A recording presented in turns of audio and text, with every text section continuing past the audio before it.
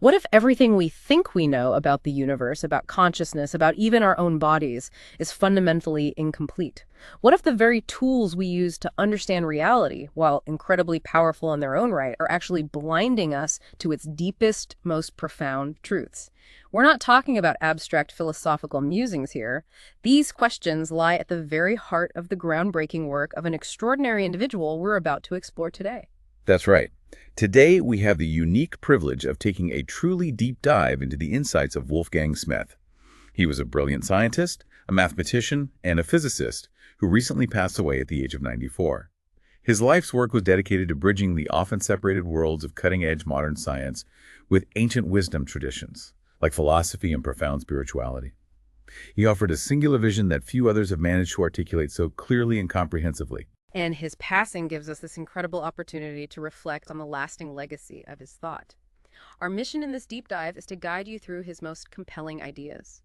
We'll extract the most important nuggets of knowledge from his extensive writings, unpack some truly surprising facts, and offer you a direct path to understanding his challenging yet ultimately deeply coherent vision of the cosmos, the nature of consciousness, and what it truly means to be human. Consider this your shortcut to gaining knowledge quickly but thoroughly, providing those aha moments without ever feeling overwhelmed by the sheer volume of information. So let's begin this fascinating exploration of reality with Wolfgang Smith.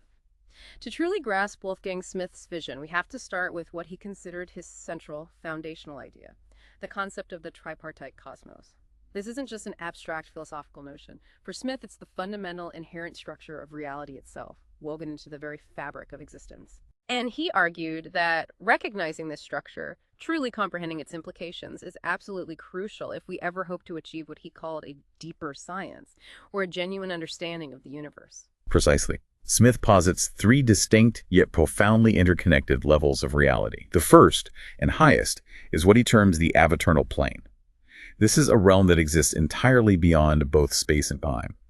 Think of it as the ultimate source, the wellspring from which all other reality emanates. It's the foundational ground, the eternal origin of being, a realm of pure, unconditioned existence. It's not something you can locate on a map or measure with a clock. It's the transcendent source. And already that's such a fundamental departure from our everyday perception of reality. We're so accustomed to thinking that everything, without exception, exists within the confines of space and time. But then Smith introduces the second level, which for many listeners will be even more intriguing and perhaps counterintuitive, the psychic or intermediary realm. This domain, as he describes it, is subject to time, meaning it has a duration, a sequence of events, a flow, but crucially, it is not subject to space. That's a concept that genuinely challenges our spatial-temporal intuition. If we consider this deeply, it suggests an entire dimension of reality that is temporal. It has a beginning and an end, a before and an after. But it utterly lacks the spatial extension, the measurable dimensions, or the fixed coordinates we automatically associate with the physical world. Imagine a story unfolding, a narrative progressing, without any fixed physical location where it's happening. Or consider a melody. It exists in time, the definite sequence of notes, but it doesn't take up physical space. This intermediary realm is where thoughts, ideas, dreams, and perhaps even certain aspects of our consciousness reside. And finally, we arrive at the level we're all most familiar with, the one we experience directly with our senses every single moment, the corporeal world. This is our everyday reality, the physical world we perceive and interact with, which is undeniably subject to both time and space.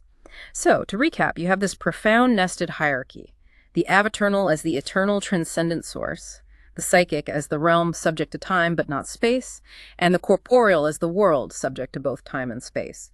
It's a layered, interconnected structure rather than a flat, one-dimensional reality. What's truly compelling about Smith's framework is that he doesn't limit this tripartite structure to the cosmos at large, as some ancient philosophies might. He argues that it applies to every single human being as well. We, too, are tripartite in our very nature. It's not just a cosmic principle, it's an anthropological one. That's a powerful and deeply personal connection.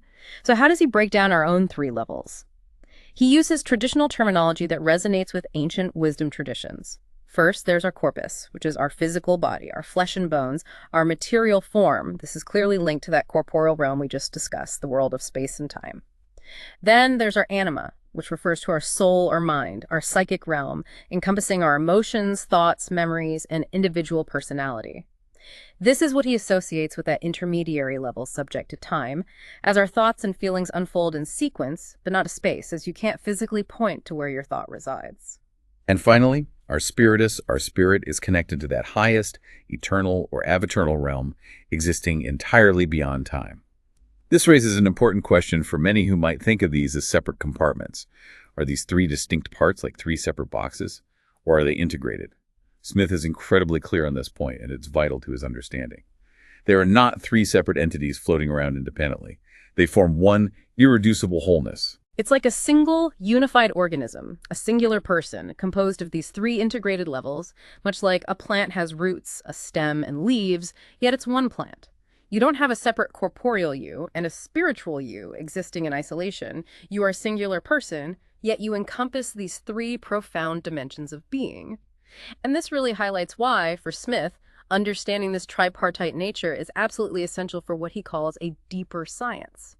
Modern science often operates with a reductionist tendency, attempting to explain everything solely through the lens of the corporeal or physical, frequently reducing humans to purely material or physical beings. Smith argues that by neglecting the anima and spiritus, we miss the full reality of what it means to be human and what the universe truly is.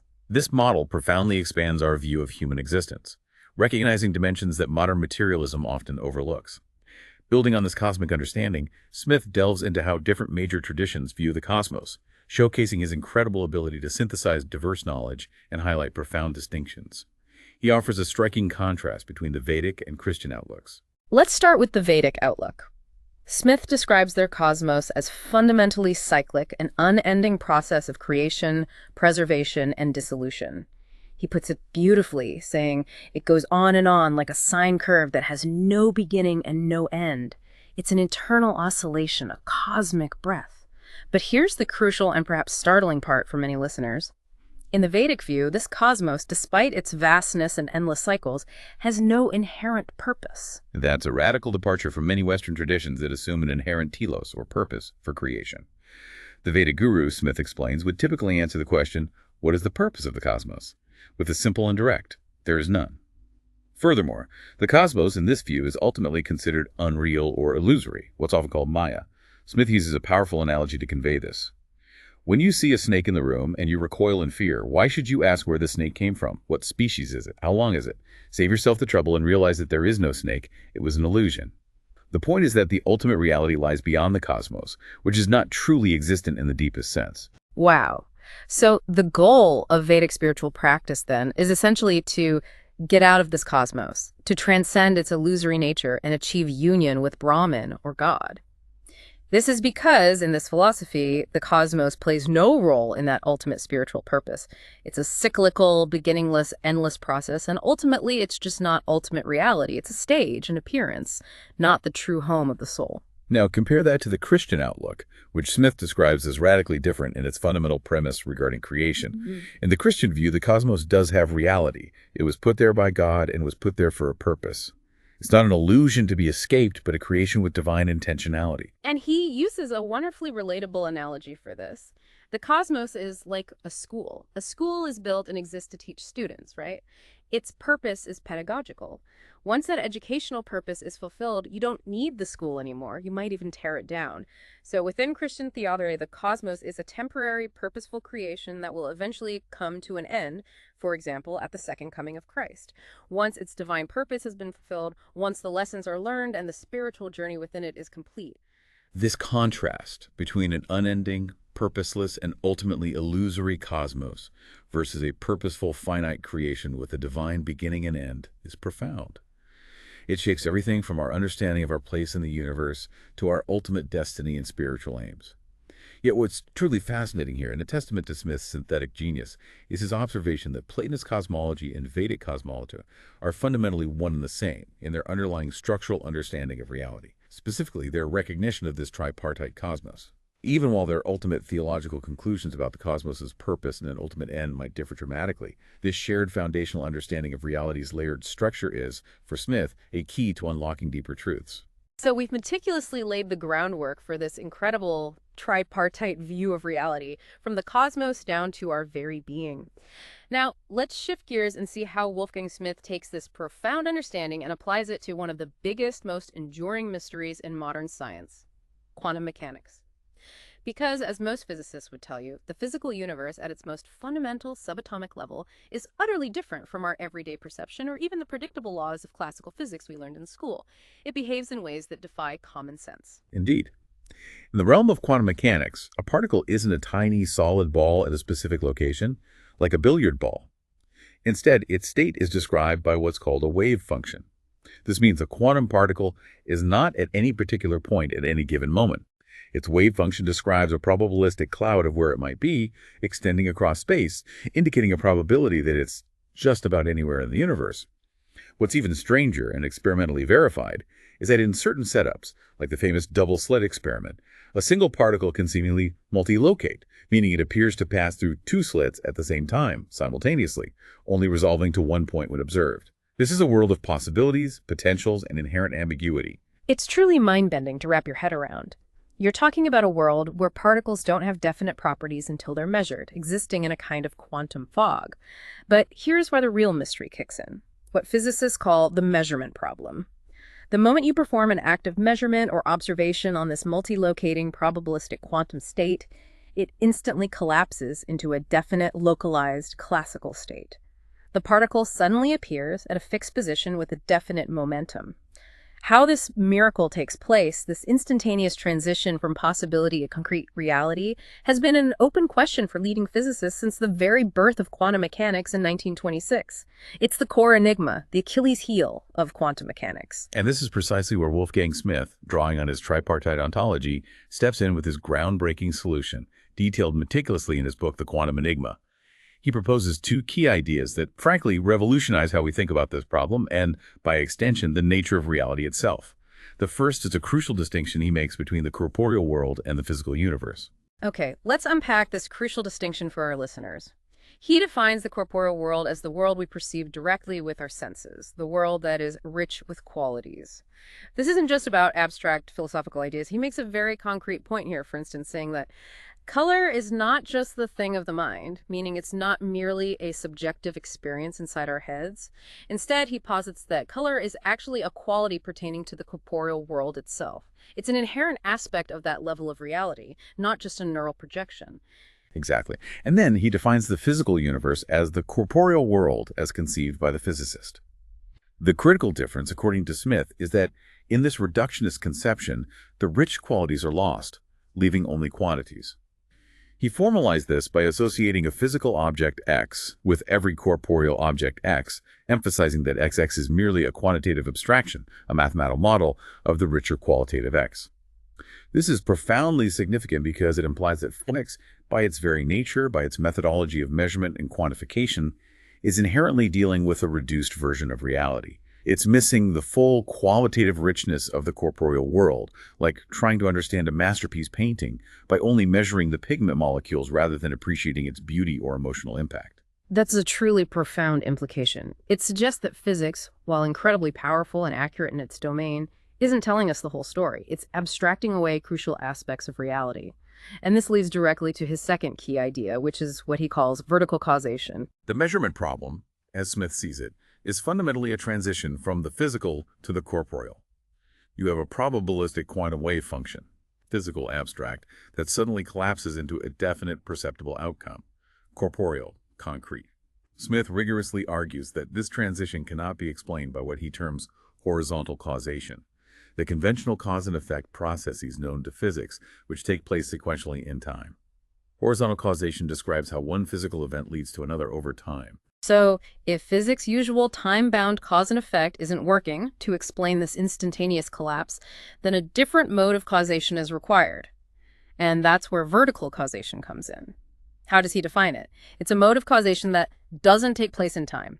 It is instantaneous. It's an immediate, direct influence, not a sequence of events. And crucially, it's outside the domain of physics. You can't write an equation for vertical causation because it's not a physical process in the conventional sense. This is a profound shift from how we typically think about cause and effect, suggesting a non-temporal causality, a direct influence from a higher ontological level. What's truly compelling here is how Smith's seemingly metaphysical idea of vertical causation finds an incredible echo in cutting-edge experimental physics.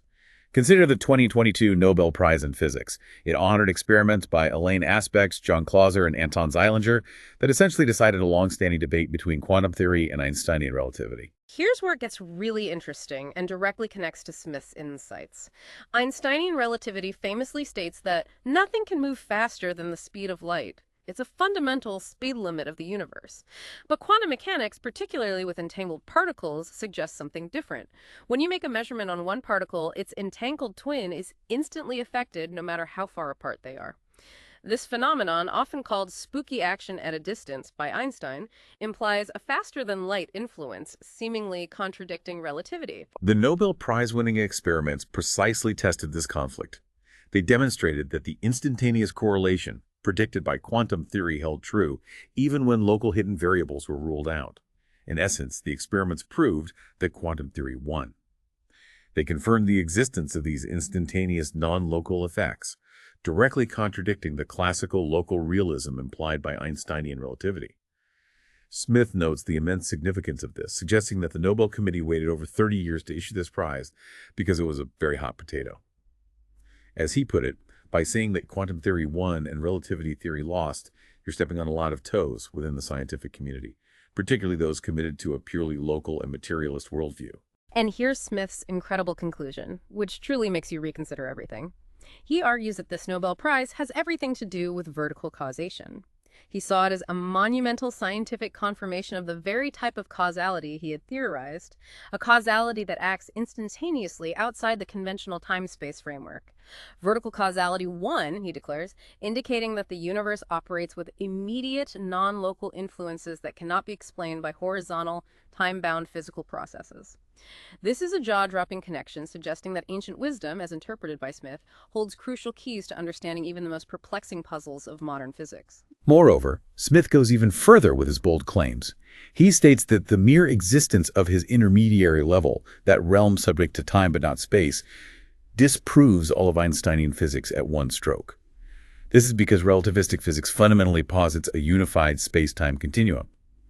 If there's a realm that exists in time alone, without spatial extension, then a time-only realm obviously contradicts that assumption of an inseparable spacetime. It challenges the very foundation of Einstein's four-dimensional manifold. This is a sweeping claim, deeply rooted in the metaphysical framework of his tripartite cosmos. So, with all this, what does this all mean for the very nature of quantum reality from an ontological standpoint, that is, what fundamentally is a quantum particle? Smith argues that quantum particles, don't exist intrinsically as fully formed independent entities. They are merely potentialities, a concept that even one of the founders of quantum mechanics, Werner Heisenberg, recognized. They are not things in themselves, but rather they are potential for things. Their reality, he explains, comes from the corporeal level. These potentials become real particles precisely when they interact with a corporeal instrument, meaning when they are observed or measured by something that exists in the corporeal world. He uses a powerful ancient analogy to illustrate this flow of being. All reality, all being, comes from the avaternal plane. Visualize it as a circle with a center representing the avaternal source.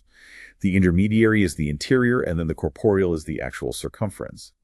All reality, whether corporeal or physical, derived from that center through vertical causation, a constant emanation of being from the highest level down to the lowest. This is such a crucial inversion of our usual thinking. We often assume that the fundamental reality lies in the tiniest particles, and everything else builds up from there. But Smith argues the opposite. He then clarifies this by distinguishing between two types of physics: subcorporeal physics and quantum mechanics, which he calls transcorporeal physics. Subcorporeal physics, which is what we typically call classical physics, deals with physical objects, SX, that are derived from corporeal ones. Think of everyday objects like a chair or a planet. These classical physical objects, he argues, receive their being or irreducible wholeness from the corporeal level via vertical causation. This is why classical physics describes objects that seem to have intrinsic reality, definite properties, and a clear existence independent of observation. But then there's quantum mechanics, which he classifies as the physics of the transcorporeal. This deals with physical entities that are not derived from corporeal entities. They are not abstractions of something in the corporeal world. Because they lack this direct derivation, quantum entities have no reality, have no being in themselves. This, he says, is why quantum theory is so weird and why particles can multilocate or seem to exist everywhere at once. They are mere potentialities, not substantial entities. And critically, these quantum entities only gain reality. They only actualize into definite states through interaction with corporeal instruments that define them, the measuring devices, the observers, the experimental setups. This is why, for Smith, the ontology of physics doesn't suffice to solve problems like the measurement problem. Contemporary scientists, he argues, often operate under the mistaken belief that reality derives from these quantum particles, building up from the smallest bits of matter. But Smith fundamentally contends the opposite, that reality flows down from higher ontological levels, from the avetal through the psychic to the corporeal. This is a fundamental reorientation of scientific understanding, asserting that the very foundation of existence lies in being, not in non-existent particles.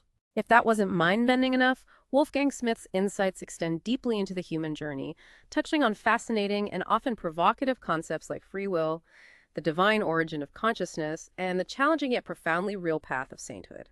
Let's start with a particularly thought-provoking idea he presents about free will. He suggests that free will pertains to our present state, which is a state of half-knowing. That's a profound statement. A state of half-knowing. It implies that our free will, as we experience it, is intimately tied to our current limited understanding of reality and our own nature. This raises an important question. What happens, then, if our knowledge becomes whole? He posits that upon attaining enlightenment or salvation, a state of complete knowledge and unity with the divine, there is no more free will, because there is no more will in our sense of the term. This doesn't imply a loss of agency, but rather a state of being where one's will is so perfectly aligned with ultimate truth or divine will that the very concept of individual striving choice with its inherent tension and uncertainty simply dissolves. It challenges our very understanding of individual purpose and choice in the ultimate spiritual journey, suggesting that true freedom lies beyond individual preference. And speaking of that ultimate purpose, Smith has very strong and unequivocal views on the divine origin of consciousness. He asserts that consciousness definitely derives not just from the ever-eternal realm, but from God himself. This is not a product of matter or complex biological processes. He directly confronts materialistic views that claim consciousness arises from below, for instance, from the aggregation of quantum particles or the emergent properties of complex neural networks.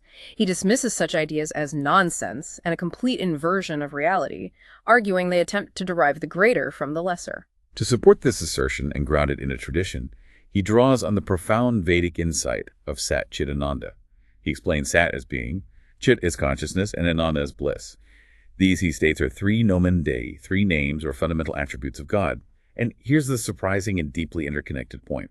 The creation itself is tripartite because its three parts, the ever-eternal, the psychic, and the corporeal, are manifestations, respectively, of Sat, Chit, and Ananda. This means that consciousness, Chit, is a manifestation of God and flows down through the psychic realm. But perhaps even more counterintuitively, Smith argues that even the corporeal world, our seemingly mundane physical reality, is a manifestation of Ananda, of bliss. This can be difficult to grasp given our experience of the world as a vale of tears filled with suffering and imperfection. However, Smith elaborates in his writings how this connection holds true, suggesting that the underlying nature of creation, even at its densest, is fundamentally imbued with divine goodness and bliss, even if it is experienced imperfectly due to our own limitations. The conclusion for him is clear and unwavering. There's only one place where consciousness can actually originate, and that's in God himself. Given these profound ideas about life's ultimate purpose and the origin of being, it's no surprise that both Christianity and, as Smith puts it, every true religion, have always taught the importance of preparing oneself for the end. Not just the end of physical life, but for the life beyond this one, the ultimate destiny of the soul. He then offers a fascinating alternative model for life's journey from the ancient Vedic tradition, the 4 stages of life, which provides a stark contrast to typical Western life progression. This model offers such a different perspective on how a life can be structured and lived. The first stage is brahmacharya, which is essentially youth, a period of intensive preparation for life, focusing on study and spiritual learning. In ancient India, this often involved living an ascetic and celibate life under the guidance of a guru, cultivating discipline and knowledge. It's a period of deep formation before engaging with the world. The second stage is grahastya, which is married life. Here, an individual enters into the social fabric, founds a family, secures employment, and takes on the responsibilities of supporting their household and contributing to society. It's a period of active engagement with the world, fulfilling social and familial duties. The third stage is vanaprastha, sometimes called forest life or the retirement stage. Once children are grown, married, and established, the husband and wife may choose to withdraw from worldly responsibilities. They enter a simpler existence with little outward activity, their primary focus shifting to preparing for the life to come. This isn't just about leisurely retirement, it's a conscious turning inwards, a period of spiritual reflection and detachment from worldly concerns. And then, the fourth and final stage is sannyas. This stage, Smith acknowledges, is very Vedic and foreign to our Western way of thinking, where material accumulation and social engagement are often valued until the very end. In sannyas, individuals, having fulfilled their worldly duties, leave all attachments to the world entirely. They totally fix their spirit upon God through intense prayer and contemplation, often retiring completely from worldly engagement, sometimes even taking on the life of a wandering ascetic. Smith recounted witnessing people living this way in India, noting how profoundly different it is from the conventional Western life cycle. While few in the West can even conceive of such a radical detachment, the underlying principle, he argues, appears to apply to us too, that there should ideally be a transitional phase at the end of life to consciously turn our attention away from worldly chaos and towards prayer, solitude, and deeper contemplation. He admits that only someone who can really be called a saint can truly live up to the full ideal of sannyas, but knowing this ideal, he believes, is incredibly important for orienting our spiritual lives. And what exactly is sainthood, according to Smith? He says it's a very real thing. He's not just a metaphor or a religious title, but he emphasizes it's not a simple thing, or merely being very, very good or pious. It's far more than moral uprightness. He describes it as a discontinuity, a matter of kind, not degree. Saints are generically different from the ordinary condition of man, almost as if they were a different species in their mode of being, having undergone a profound transformation. And here's a particularly challenging aspect for our modern sensibilities. Sainthood is almost always associated with great pain and suffering, which is somehow a sine qua non, an essential, indispensable condition in the journey to God. You don't attain any higher spiritual grade just in fen, he states plainly. It's not a comfortable ascent. It's a demanding and often agonizing process of purification and self-transcendence. To illustrate this profound concept, Wolfgang Smith shared that he met only one bona fide saint in his life. Saint Padre Pio of Pietrelcina, a Capuchin monk who was later canonized by the Catholic Church. The incredible story of Padre Pio receiving the stigmata, the 5 wounds of Christ, at a young age is deeply moving and extraordinary. These visible bleeding wounds remained on his body for 50 years, until just 2 days before his death, only then disappearing and leaving no trace. That's astonishing to consider, a physical manifestation of suffering that lasted half a century. Smith profoundly stated that Padre Pio's mission was to suffer, emphasizing that this was not merely incidental pain, but a divinely appointed task. This demonstrates a concept often difficult for the modern mind to grasp, particularly for those unfamiliar with Christian mysticism, where suffering, when willingly embraced and offered, can be spiritually transformative. It challenges our innate human desire to avoid suffering at all costs, suggesting that embracing certain forms of discomfort, self-denial, or abstinence, like those practiced during the Christian season of Lent, is exactly why it is spiritually efficacious. Because, as Smith says, a religion is to go against that natural grain, against our immediate impulses for comfort and ease, to achieve a higher spiritual state. Having explored these profound dimensions of reality, consciousness, and the human journey, we come to Wolfgang Smith's more direct and often scathing critique of the modern worldview. As you can probably tell by now, he did not mince words.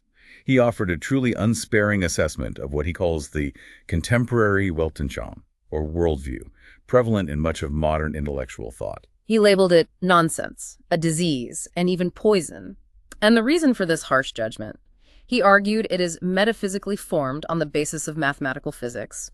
What he means by that is that the fundamental assumptions about reality that dominate modern intellectual discourse are derived primarily from the quantitative reductive methods and findings of mathematical physics, rather than from a deeper qualitative or metaphysical understanding. This foundational flaw, he argues, renders modern intellectuals incapable of understanding even the first thing about reality.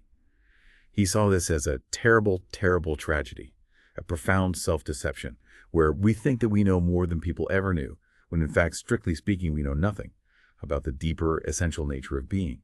This raises an important question for us. If our fundamental assumptions about reality are flawed from the outset, what does that mean for the vast amount of specialized knowledge we've accumulated? Is it built on sand, missing the true foundations? Exactly. And for Smith, you cannot understand Christianity from the direction of physics or any other contemporary strand of thought, like modern psychology or sociology. These disciplines operate within the limited materialist framework he critiqued.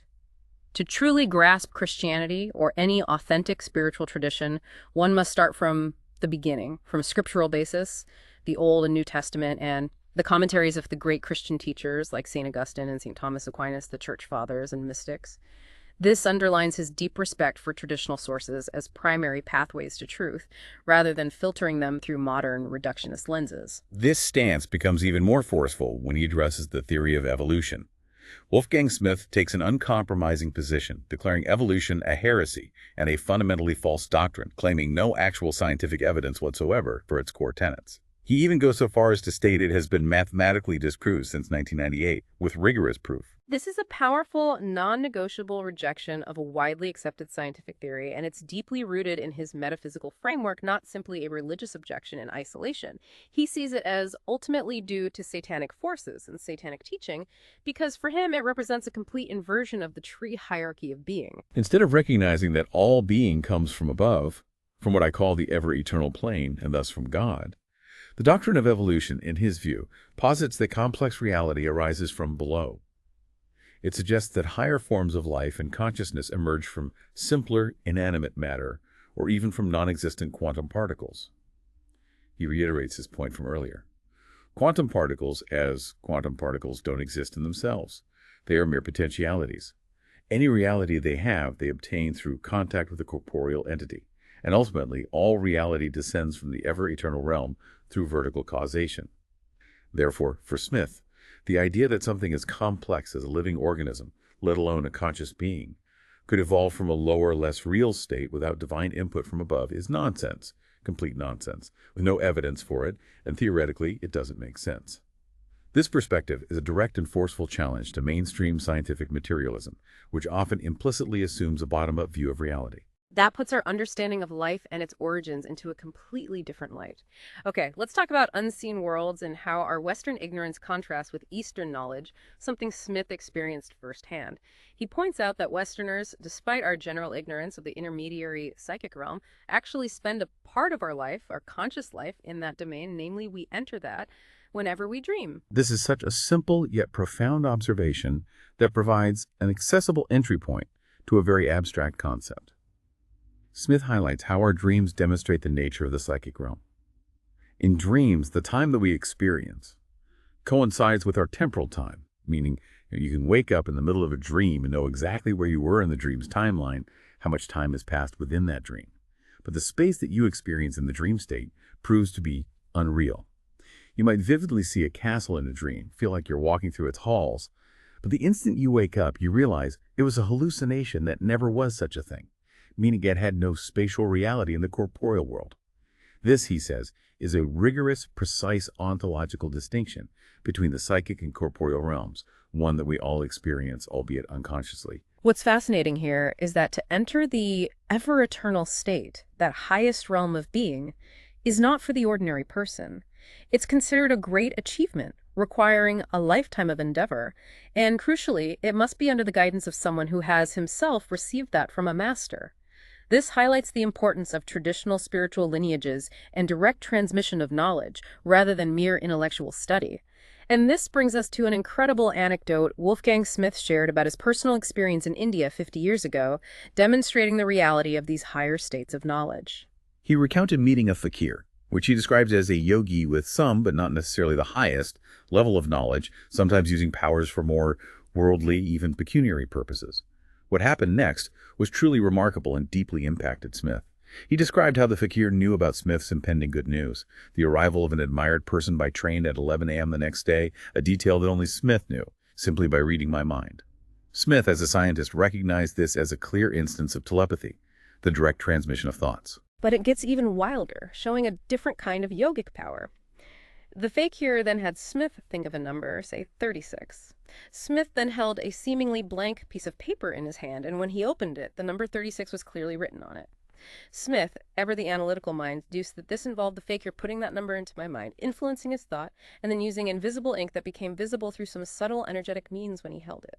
Smith explained that these are not mere parlor tricks, but yogic powers that you cannot acquire just out of books or by simple intellectual understanding. They require discipleship under a true guru and a very disciplined kind of life, a rigorous spiritual practice. While fakirs might sometimes use half-knowledge for pecuniary purposes, these powers, derived from accessing higher realms, are undeniably real.